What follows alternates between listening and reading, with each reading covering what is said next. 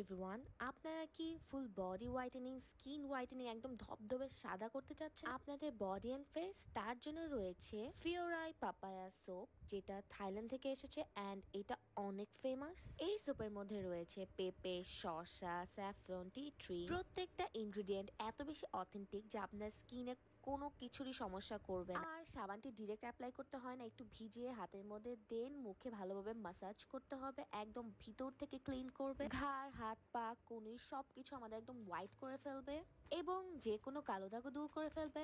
স্কিনকে করে ফেলবে আরো উজ্জ্বল ও ফর্সা।